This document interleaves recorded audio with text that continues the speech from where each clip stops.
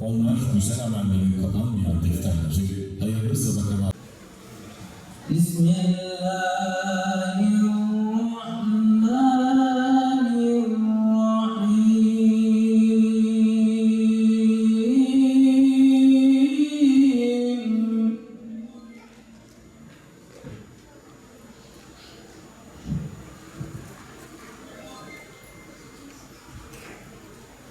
تبارك الذي نزل الفرقان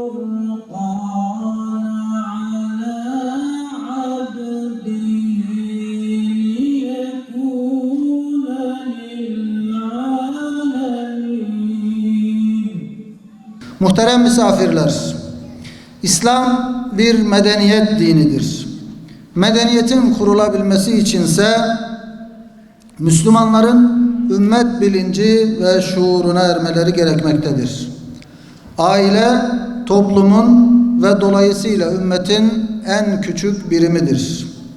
İslam medeniyetinin ümmet bazında kurulabilmesi, öncelikle ailelerin bu medeniyeti özümsemesine bağlıdır. Bunun için aile içinde yaşayan her bir ferdin İslami bir şuur elde etmesi, İslami bir ahlak ile ahlaklanması, İslam'ı diğer tüm dinlerden ve medeniyetlerden daha üstün görmesi, Allah'ı ve peygamberi hayatının merkezine koyması gerekmektedir.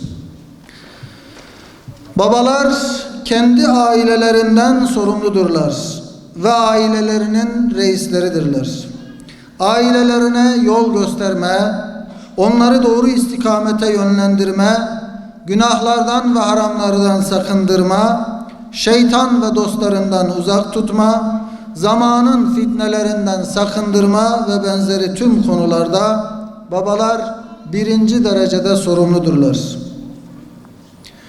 Bu nedenle babalar ailelerinin her bir ferdiyle ilgilenmek, onları İslami çizgide tutmak için eğitmek, buna gücü yetmiyorsa medrese veya İslami eğitim veren diğer benzeri kurumlara göndermekle mükelleftirler. Nitekim Peygamber Efendimiz Aleyhisselatü Vesselam hiçbir baba evladına güzel bir terbiyeden daha kıymetli bir bağışta bulunmamıştır diye buyurmuştur. Hiç şüphe yok ki ilgilenmeyip başı boş bırakılan her bir aile ferdi bu boşluğu başkasıyla doldurmak isteyecektir. Bu başkası bazen iyi ve salih insanlar olabileceği gibi ne yazık ki çoğu zaman ahlak ve yaşayış olarak hiç de tasvip etmeyeceğimiz kişiler olacaktır. Çocuklarımız kendilerine sunmaktan cimrilik ettiğimiz sevgimizin açlığını başkalarının göstereceği sahte sevgilerle gidermeye çalışacaktır. Bu da çoğu zaman hüsran ve pişmanlıkla sonuçlanan acıların yaşanmasına neden olabilecektir. Bu nedenle kendi ailemize kendimiz sahip çıkmak zorundayız. Allah'ın emaneti olarak aldığımız eşlerimiz kendi anne ve babalarından dahi görmedikleri ilgi, alaka, muhabbet ve şefkati bizde bulmalıdırlar. Öyle ki şeytan hiçbir şekilde onlara musallat olmasın ve gözler eşlerinden başkasına dönmesin. Çocuklarımız ama özellikle kızlarımız bizden öyle bir sevgi görmeliler ve onlara öyle bir değer ve kıymet vermeliyiz ki kendilerine bakan ilk gözlerdeki sahte sevgiye bakıp aldanmasınlar. Evet, her konuda olduğu gibi bu konuda da en güzel örneğimiz Efendimiz Hazreti Muhammed Mustafa Aleyhisselatü Vesselam'dır. O ailesinin her bir ferdiyle yakından ilgilenmiş, onları eğitmiş, onlara değer vermiş ve her birini ayrı bir sevgiyle sevmiştir. Çocuk yetiştirmede çok zorlanmadılar. Sebebi ise bu kadar teknolojik gelişmeler, bu kadar iletişim, internet, insanlar arası ilişkiler, iletişim çok hızlı değildi. Geleneksel eğitim vardı ve dede ya da baba çocuğuna edep adabı, terbiyeyi, görgüyü, ahlakı bu şekilde nesilden nesile aktararak öğretiyordu. Daha minik yapıdaki toplum vardı. Fakat günümüzde özellikle bizim çocuklarımız çok zor bir zamanda yaşıyorlar. Çocuklarımız çok büyük tehlike altında. Bizler anne baba olarak 3 tane, 4 tane, 5 tane çocuğumuzla evde bu durumu belki müşahede ediyoruz. Ama eğitimciler olarak bizler okullarımızda işin mutfağında, merkezinde olduğumuz için ne kadar büyük tehlikelerle yüz yüze olduklarını çok daha iyi görüyoruz, gözlemliyoruz. Ve bu çocuklarımızın yüz yüze kaldığı tehlikeler Allah muhafaza hem dünyadaki ileriki yaşlarında çok büyük tehlikeler arz edecek ve hem de zaten yaşamın asıl gayesi olan ahiretlerini heba edebilir. Yaş arasındaki çocuklar anne babanın kontrolündedir.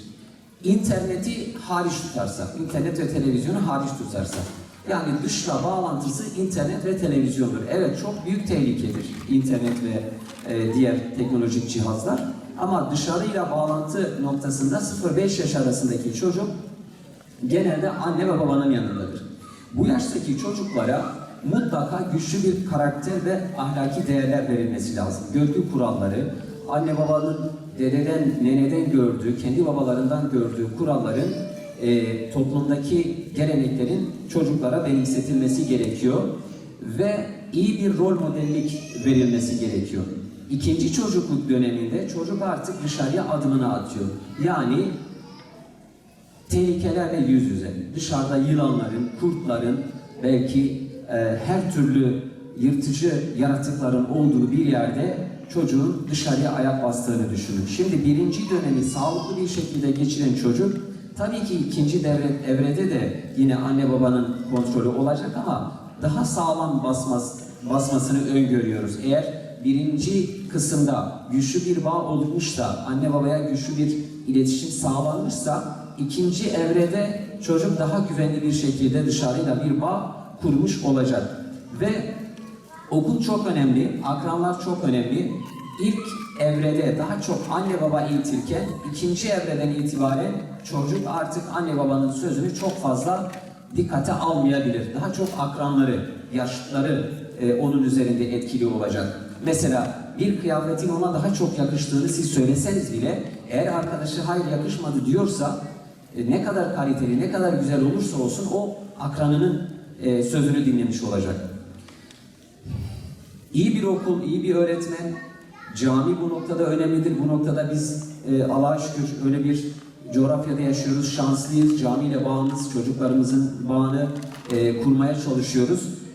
Ve 3. çocukluk dönemi 13 yaş üstü, bu da artık lise çağına denk geliyor. İlk 2 dönemi eğer sağlıklı atlatmışsa, güçlü bir aile bağı olmuşsa lisede artık ergenlik çağı, bir takım sıkıntılar var orada da, krizler var. Fakat en azından onu da yumuşak bir geçişle geçirirse çocuk için inşallah önümüzdeki yaşlar daha ayağı üstünde durabilecek yaşlar olacak.